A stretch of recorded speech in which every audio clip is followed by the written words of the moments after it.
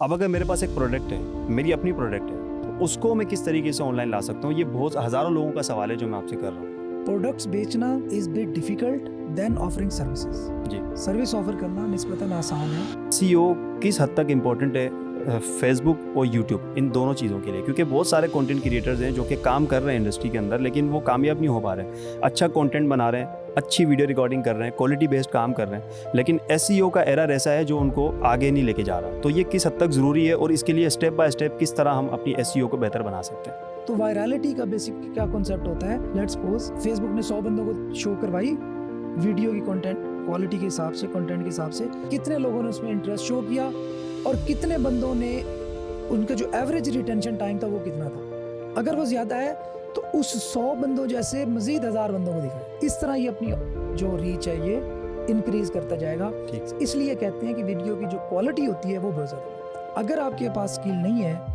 तो फ्रीलांसिंग कुछ नहीं है। ताकि ये जब अपने इंटरमीडिएट की तरफ जाएं तो इनको पता हो कि हमने आईटी के अंदर क्या कोर्सेज करने हैं, कहाँ जाना है, एक माइंडसेट बनाना चाहते हैं। तो ये जो स्कूल के अंदर जो हमारे पास स्टूडेंट्स की जो एक इतनी बड़ी तादाद है, हम इनको किस तरह से इस्तेमाल कर सकते हैं आईटी इंडस्ट्री के अंदर? यूट्यूब की एसईओ वो कोई ज़्यादा मुश्किल नहीं है। उसमें कॉन्सेप्ट आता है टाइटल का, वीडियो की टाइटल, वीडियो की डिस्क्रिप्शन, वो अब इतनी ज़्यादा रेलेवेंट रही नहीं। अब ज़्यादा फोकस होता है वीडियो की क्वालिटी पे, और वीडियो की क्वालिटी में भी दो चीज़ें ज़्यादा इंपॉर्टेंट होती हैं। पाकिस्तान में अगर आप एक चीज़ बेच रहे हैं और बाहर से आपको पैसे आ रहे हैं तो वो रेमिटेंस में काउंट होता है, जिस पे टैक्स नहीं है पाकिस्तान। नहीं है टैक्स फ्री। अस्सलाम वालेकुम वरहमतुल्लाहि वबरकातुहू। उम्मीद है तमाम दोस्त बाब खैरियत से होंगे। कैपिटल कराची में एक बार फिर से खुशामदीद। आज की हमारी पॉडकास्ट में हमारे जो मेहमान है, नौजवानों के लिए एक बड़ा नाम है, इंस्पिरेशन है और फ्रीलांस की दुनिया का एक बड़ा नाम है। सर तनवीर नंदला साहब हमारे साथ मौजूद हैं। सर जी बहुत शुक्रिया, आपने अपने कीमती वक्त में से टाइम निकाला। सबसे पहले तो आपको कराची में खुशामदीद कहते हैं। बहुत शुक्रिया। और हमसे पहले कराची के ट्रैफिक ने आपका इस्तकबाल किया, मैंने सुना तो जिस वजह से आप थोड़े लेट भी हो गए।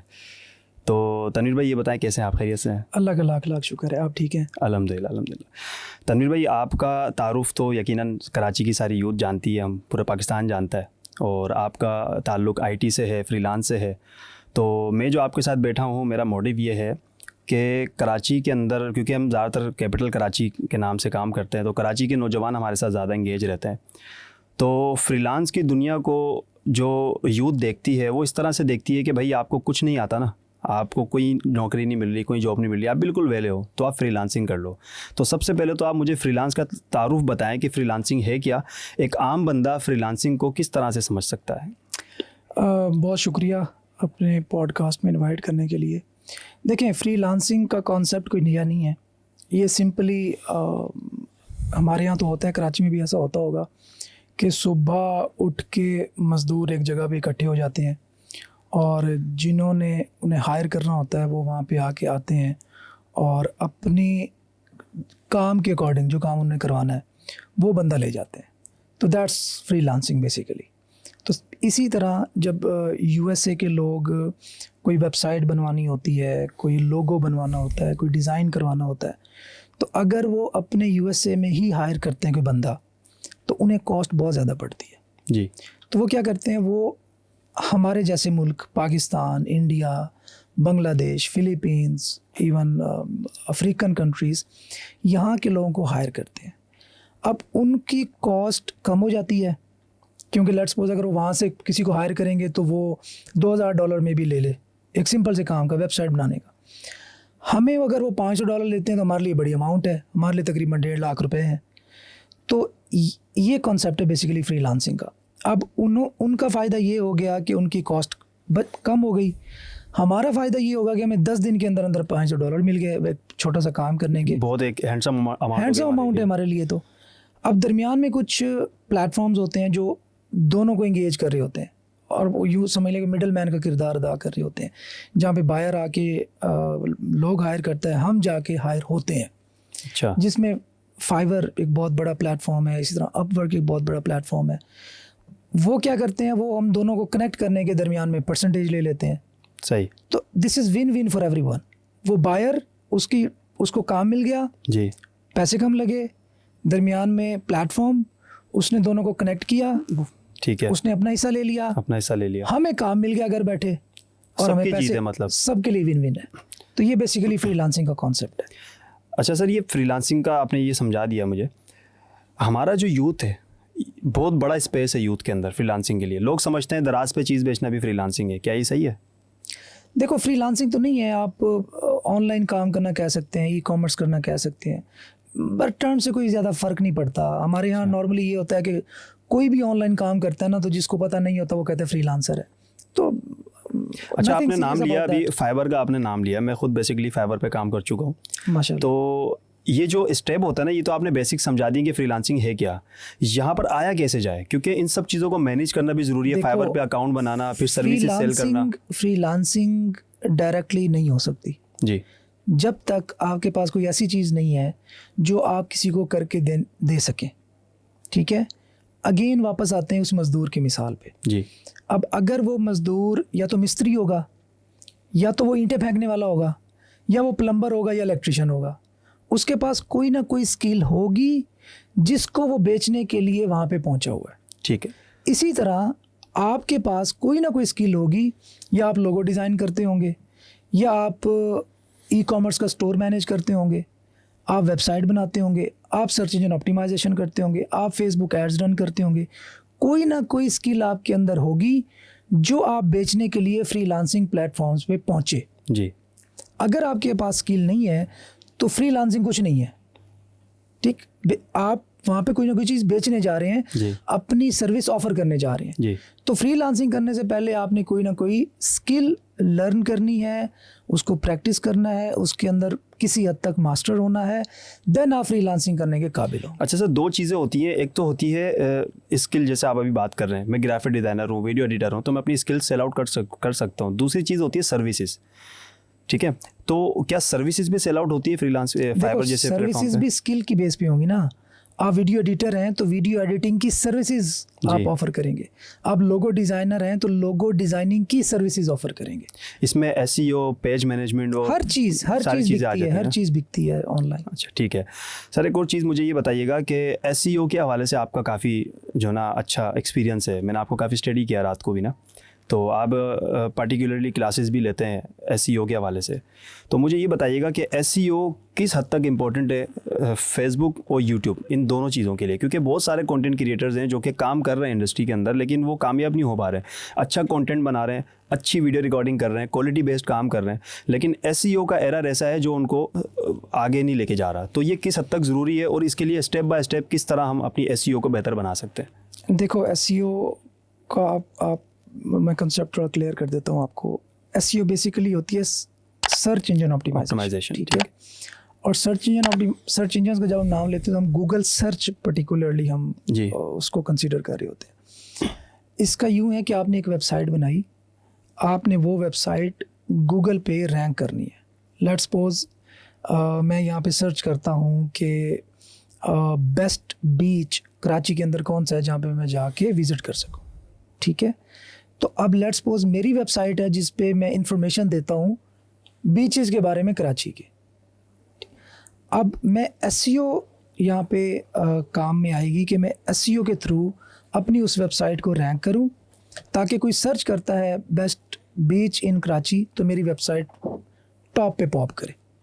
तो ये बेसिकली एसईओ का कॉन्सेप्ट है। अब आप जो यूट्यूब के बारे में बता रहे हो, यूट्यूब की एसईओ वो कोई ज़्यादा मुश्किल नहीं है। उसमें कॉन्सेप्ट आता है टाइटल का, वीडियो की टाइटल, वीडियो की डिस्क्रिप्शन, वो अब इतनी ज़्यादा रेलेवेंट रही नहीं। अब ज़्यादा फोकस होता है वीडियो की क्वालिटी पे, और वीडियो की क्वालिटी में भी दो चीज़ें ज़्यादा इंपॉर्टेंट होती हैं, जिसमें सबसे ज़्यादा इंपॉर्टेंट होती है वीडियो की रिटेंशन। वीडियो रिटेंशन टाइम क्या होता है कि आपका पॉडकास्ट था 30 मिनट्स का जी, ठीक है, कितने लोगों ने 30 मिनट्स में से कितने मिनट्स इसको वॉच किया? अगर लोग इसको ज़्यादा वॉच करते हैं ज़्यादा टाइम के लिए, तो वीडियो की ऑटोमेटिकली जो रीच बढ़ जाती है, एक्सपोजर होगा वो बढ़ जाएगा, उसकी रीच बढ़ जाएगी। फिर गूगल क्या करेगा, वो ज़्यादा से ज़्यादा लोगों को यूट्यूब पे वो वीडियो रिकमेंड करेगा। जी, ठीक है। दूसरी चीज़ होती है CTR, क्लिक थ्रू रेट, कि अब आपकी वीडियो कहीं ना कहीं पे उसका थंबनेल शो हुआ जी, कितने लोगों ने उस थंबनेल को देखा और कितने लोग उस पर क्लिक करके उस वीडियो पे पहुंचे, ये कहलाता है CTR, क्लिक थ्रू रेट। अब CTR भी ज़्यादा होना चाहिए और जो बंदा वहाँ पहुंचा उसको वीडियो ज़्यादा से ज़्यादा वॉच करनी चाहिए, तो आपकी वीडियो बेहतर परफॉर्म करेगी। तो हमारे यहाँ जो नॉर्मल कॉन्सेप्ट लिया जाता था कि टाइटल अच्छा हो, डिस्क्रिप्शन हो, टैग्स देने हैं, ये करना है, वो हैशटैग्स लगाने हो वो अच्छे। बहुत ज़्यादा रेलेवेंट अब रहे नहीं, जिसमें गूगल इज नाउ अच्छा, यही सेम कंडीशन फेसबुक की है? यस, फेसबुक पे भी रिटेंशन, आपकी वीडियो अगर ज़्यादा देखी जाती है तो फेसबुक के पास हर यूज़र का डेटा मौजूद है। फेसबुक को पता है कि ये बंदा किस तरह के कंटेंट के अंदर ज़्यादा दिलचस्पी शो करता है, किस तरह की वीडियो ये ज़्यादा देखता है, कंप्लीट देखता है, और कौन सी वीडियो जिसको स्किप कर देता है। तो अब उसके पास डेटा हमारे बारे में आ गया कि ये बंदा, लेट्स सपोज तनवीर है, तो तनवीर डिजिटल मार्केटिंग की फील्ड का बंदा है, तो ये इस फील्ड की ज़्यादा चीज़ें देखता है। ये बंदा एंटरटेनमेंट स्टफ ज़्यादा देखता है, ये बंदा आईटी की जो वीडियोस आ रही होती हैं उसके अंदर ज़्यादा इंटरेस्ट शो करता है। तो अब फेसबुक के पास वो इस डेटा को यूटिलाइज़ करते हुए जिस वीडियो को उसने प्रमोट करना है, लेट्स सपोज उसका रिटेंशन टाइम ज़्यादा हो गया, तो वो उस तरह की सिमिलर ऑडियंस को फिर शो करवाना शुरू कर देगा, क्योंकि फेसबुक के पास तो सबका डेटा मौजूद है। अब उन्होंने भी उसमें एंगेज किया, उनका रिटेंशन भी अच्छा रहा, इससे हम देखते हैं कि यार वीडियो ये जो है ना वो वायरल हो गई।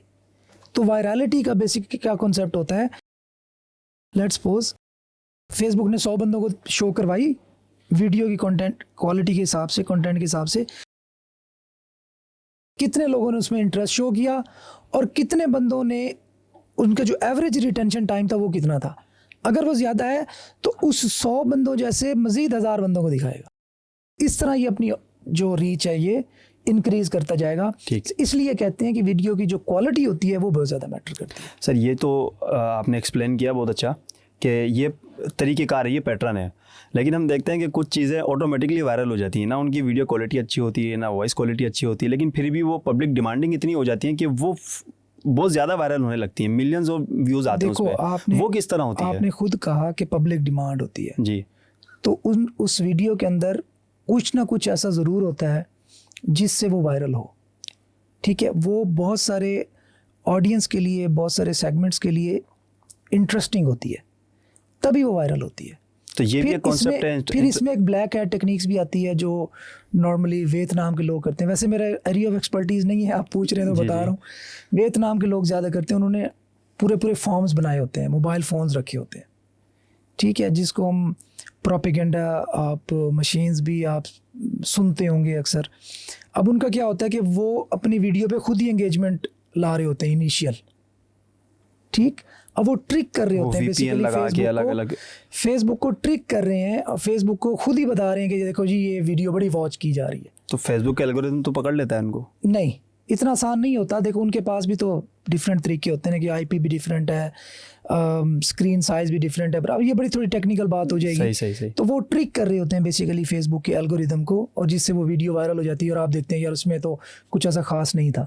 लेकिन इन दी एंड यूज़र की रिटेंशन, यूज़र की एंगेजमेंट और यूज़र का उसके साथ एंगेज होना बहुत ज़्यादा इंपॉर्टेंट होता है। अच्छा सर, ये इससे रिलेटेड एक और सवाल है, फिर हम अपने टॉपिक की तरफ आते हैं। आपने बताया कि वायरल जो कंटेंट होता है वो किस तरह से होता है। इसके अंदर एक और तरीक़ेकार भी है जिसको डिजिटल मार्केटिंग हम कहते हैं ना। फेसबुक के अंदर किसी का कंटेंट है, पॉडकास्ट जैसे भी हम कर रहे हैं, हम इसके ऊपर एक स्पेसिफिक अमाउंट लगा दें, वो भी वायरल होने का एक तरीका है। तो इसका किस हद तक फ़ायदा है चैनल को? एक वीडियो तो वायरल हो जाएगी लेकिन दूसरा कंटेंट वही अपनी जगह पर रहता है। बड़ा इंपॉर्टेंट, आपने अच्छा क्वेश्चन किया। देखो आपने पैसे लगा के एक अपनी वीडियो को बूस्ट कर दिया जी, अगर उस वीडियो के अंदर जान नहीं है ना, ठीक है, वो आपको व्यूज़ तो मिल जाएंगे। अब लोग समटाइम्स कुछ एड्स ऐसे होते हैं जो स्किप भी नहीं किया जा सकता, 15 तो व्यूज़ तो आपको मिल जाएंगे जी। लेकिन अगर आपका जो गोल था, अब आपका गोल एक ये था कि लोग अपनी प्रोडक्ट्स बेचते हैं एड्स के थ्रू, अब वो मीट नहीं हुआ, वीडियो एंगेजिंग ही नहीं थी, इंटरेस्टिंग ही नहीं थी, तो आपका बजट वेस्ट हुआ। सही। अगर किसी ने उस पर कमेंट्स नहीं किए, शेयर नहीं किए, लाइक्स नहीं किए, एंगेज नहीं किया उस वीडियो के साथ, सिर्फ व्यूज़ नंबर लेके बैठे हैं, नंबर ऑफ व्यूज़ लेके, उसका फिर कोई इतना ज़्यादा फ़ायदा होता नहीं। तो इसलिए वीडियो का या एड का जो कंटेंट है वो बहुत ज़्यादा इंपॉर्टेंट है। सही। वो ऐसा होना चाहिए जो किसी को अपील करे, अगर वो कंटेंट यूज़र को एक्शन लेने पे मजबूर करे। अगर वो कंटेंट जानदार हो और लोगों के लिए काफ़ी कैची किस्म का हो तो फिर आप ऐड रन करें तो फिर दूसरी वीडियोस पे इफेक्ट होता है उसका, उसी पेज की दूसरी वीडियोस पे नहीं ऐसा होता। देखो अब अब जो है ना, अब गूगल हो गया, यूट्यूब हो गया, फेसबुक हो गया, अब ये हर वीडियो को डिफरेंटली ट्रीट करते हैं। अच्छा। इसलिए आप देखते होंगे कि एक पेज के लाइक्स 5 लाख हैं, तो उसकी एक वीडियो 1 मिलियन पे चली गई, दूसरी वीडियो 5,000 पे भी नहीं गई। हाँ। इसका मतलब है कि वो वीडियो के कंटेंट को वीडियो की बेस पे ट्रीट करता है, वो एज अ हर पेज की हर वीडियो वायरल नहीं करता। तो इससे एक पॉजिटिव थिंग ये भी निकल सकती है कि फिर हमने अपने कंटेंट को भी सीधा करना है, ऑब्वियसली कि जो पब्लिक में डिमांडिंग है फिर उसी पे करना है, जिस पे Yes. व्यूज नहीं आ रहा उस कंटेंट को छोड़ देना। हाँ, ये इंडिकेटर है ना जी कि आप कुछ ना कुछ गलत कर रहे हैं, जी। जिस वजह से इंगेज नहीं हो रहे। या तो आपका टाइटल या आपने उसके ऊपर कुछ लिखा वो इंगेजिंग नहीं था, या यूज़र के लिए उसमें कुछ था नहीं। अच्छा सर, टॉपिक की तरफ आते हैं वापस। मैं बेसिकली अपने बारे में अगर बताऊं तो मैं एक आइडिया लेना चाह रहा हूं आपसे, आप आएँ तो कुछ फ़ायदा हो जाए इसका। मैं फ्रीलांस की दुनिया में भी रह चुका हूं और मैंने काफ़ी जो ना अपनी ग्राफिक डिज़ाइनिंग की, वीडियो एडिटिंग की, ये सर्विसेज भी दी हुई हैं, पोर्टफोलियो वगैरह बना के दिए हुए हैं बहुत टाइम पहले। अभी अगर मैं अपना कोई प्रोडक्ट हो, मैं आपसे वो सर्विसेज वाली बात कर रहा था ना, मैं भूल गया था। एक तरफ सर्विसेज दे सकते हैं हम, एक तरफ अपनी प्रोडक्ट सेल कर सकते हैं। ये दो चीज़ें हैं। सर्विसेज तो हम देख लिया हमने ना। अब अगर मेरे पास एक प्रोडक्ट है, मेरी अपनी प्रोडक्ट है, तो उसको मैं किस तरीके से ऑनलाइन ला सकता हूँ? ये बहुत हज़ारों लोगों का सवाल है जो मैं आपसे कर रहा हूँ। देखो, सर्विसेज को और प्रोडक्ट्स को आप कंपेयर नहीं कर सकते। पहली जी। बात, सर्विसेज एक अपना काम है, जी। उसके अंदर अपने पैसे बनाने के तरीके हैं, जी और प्रोडक्ट्स का भी एक अलग से एक पूरा सीन है। प्रोडक्ट्स बेचना is bit difficult than offering services. जी सर्विस ऑफ़र करना निस्बतन आसान है, उसमें आपने किसी के लिए काम करना होता है। अब वेबसाइट भी उसकी है, ख़र्चा भी उसका है, नफ़ा नुकसान भी उसका है। आपने जो एक स्पेसिफिक टास्क आपके ज़िम्मे लगा, आपने वो टास्क करके देने और अपना पैसे आपके जी। खरे हो गए। जब आपके बात आती है प्रोडक्ट्स की, जी प्रोडक्ट्स में वो डिफरेंट मराहिल हैं। लेट्स सपोज पहला मरला आपकी है कि आपने मैन्युफैक्चर की वो प्रोडक्ट। जी अब जब मैन्युफैक्चर करेंगे तो पहली बात है कि प्रोडक्ट बेचनी कौन सी है, उसके लिए आपको मार्केट रिसर्च चाहिए। मार्केट में आप देखेंगे कि इसकी डिमांड भी है इस प्रोडक्ट की नहीं। अब आपको पता चला डिमांड है, फिर आप देखेंगे कंपटीशन कितना है, कि बहुत सारे कितने लोग हैं जो ये प्रोडक्ट ऑलरेडी बेच रहे हैं। अगर एक बड़ा मैन्युफैक्चरर आपका कंपेटिटर है, तो जितनी प्रोडक्शन ज़्यादा होती जाती है उतना आपका जो आपका मुनाफे की शरह है वो कम होती जाती है। सही। तो फिर आप क्या करते हैं, अब आप उसके साथ compete करने का सोच रहे हैं।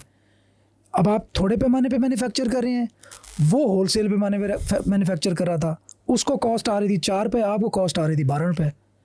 तो अब आप यहाँ पे देखेंगे कि यार मैं compete कर सकता हूँ उसको कि नहीं। तो आप ऐसी प्रोडक्ट की तरफ जाएंगे जिस पे कंपटीशन, मार्केट के अंदर डिमांड हो लेकिन कंपटीशन उस पर कम से कम हो, या आप जैसे लोग ही बैठे हो जिनकी प्रोडक्शन कॉस्ट भी आपकी जितनी हो। अच्छा, थर्ड चीज़ है कि आप वैल्यू क्या ऐड कर रहे हैं। जो चीज़ें बिक रही हैं आप भी वही बेच रहे हो, सही। या आपने कुछ एक्स्ट्रा डाला है। लेट्स सपोज आपकी पैकेजिंग डिफरेंट हो सकती है, अच्छी हो सकती है, आपकी प्रोडक्ट की प्रेजेंटेशन अच्छी हो सकती है, आप उस प्रोडक्ट के अंदर जो इंग्रेडिएंट्स यूज़ कर रहे हैं वो आपके कंपेटिटर से अच्छे हो सकते हैं। ठीक, अब आपने ये मराइल तय कर लिए। अब नेक्स्ट आ गया जी, अब आपने उसको बेचना किधर है। ठीक। वो आपके सोशल प्लेटफॉर्म से हो सकता है कि आपने फेसबुक पे बेचा, आपने इंस्टाग्राम पे बेचा, आपने टिकटॉक पे बेचा, आपने यूट्यूब पे बेचा, आपने गूगल पे बेचा। नेक्स्ट है कि अब आप अपना स्टोर बनाएंगे या सिर्फ आप व्हाट्सएप के थ्रू डायरेक्ट ऑर्डर पकड़ते ये हैं। एक्चुअल मेरा सवाल था आपसे। ठीक है, तो इसमें फिर प्रेफरेंस क्या होती है कि आपका अपना स्टोर होना चाहिए। उसके लिए आप शॉपिफाई यूज़ कर सकते हैं, वो कॉमर्स यूज़ कर सकते हैं।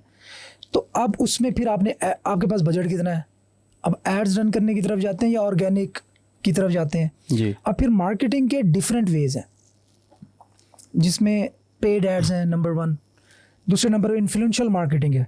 सही। कि आपकी कोई एसईओ की प्रोडक्ट थी, आपने कहा जी तनवीर साहब आप बताएं ये मेरी प्रोडक्ट है, आप इसकी मार्केटिंग करें, आपकी ऑडियंस एसईओ की है। इसको क्या बोलते हैं, इन्फ्लुएंशियल मार्केटिंग।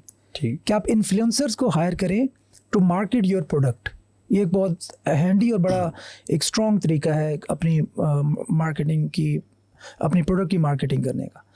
तो उसके बाद एसईओ, सर्च इंजन ऑप्टिमाइजेशन, कि आपकी प्रोडक्ट अगर कोई गूगल में सर्च करता है तो आपका जो स्टोर है, आपकी जो वेबसाइट है, उस प्रोडक्ट पे टॉप पे रैंक करना चाहिए। उसके थ्रू ऑर्गेनिक और टारगेटेड जो ऑडियंस है, जो यूज़र्स हैं, वो आपकी वेबसाइट पे लैंड करेंगे और उसके थ्रू आप फिर अपनी मार्केटिंग कर सकते हैं। तो ये एक मल्टी डायमेंशनल, मल्टी स्टेप जो है ना आपका पूरा तरीका मतलब आसान नहीं है।